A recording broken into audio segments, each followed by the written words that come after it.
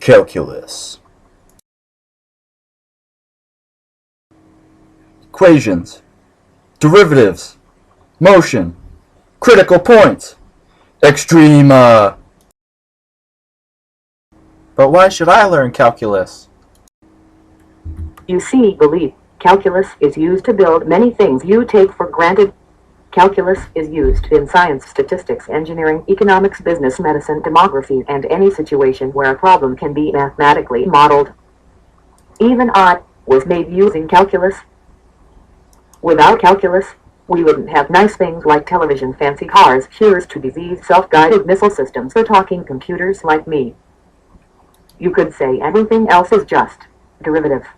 That was a joke. You would get it if you had taken calculus. Can I learn all those things too? Maybe one day, believe, but first you must master the power of the derivative and its uses, like finding slope and critical points. The derivative is a measure of how a function changes as its input changes.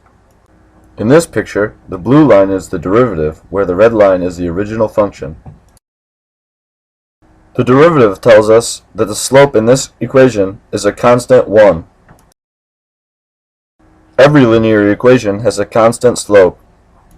But derivatives make it easy for us to tell the slope of a line that doesn't have a constant slope. Examples of this would be parabolas and waves. Imagine how tedious it would be to estimate the slope at every point in this parabola. With the derivative, we don't have to do that.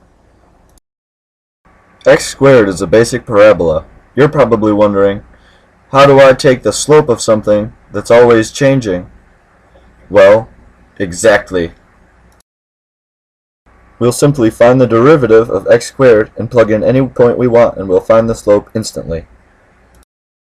For example, if we plug in the point 5 to the derivative of x squared, 2x, we'll get 10. So the slope at 5 is 10. See? Simple. Now all we have to do is find the derivative. But how did we do that in the first place? Easy. What this equation is telling us is that we move the exponent down and it becomes the coefficient of x. Then we subtract 1 from the exponent and it becomes the new exponent. So, in this equation, we're left with just 2x to the first, which is just 2x.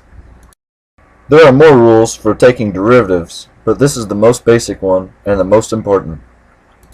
Derivatives have many other uses besides finding just slope.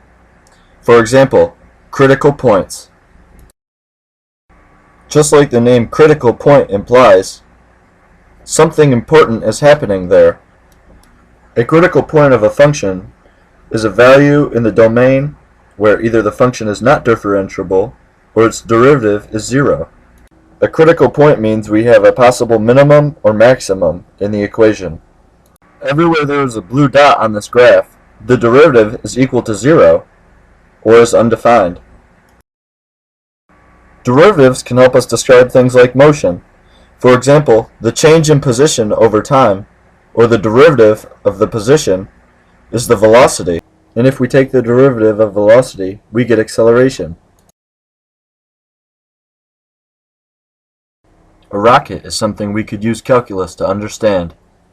It accelerates, lifts off, and maintains its velocity in order to increase its position and leave the Earth's atmosphere. Calculus has a lot of other uses besides just motion. For instance, explosion.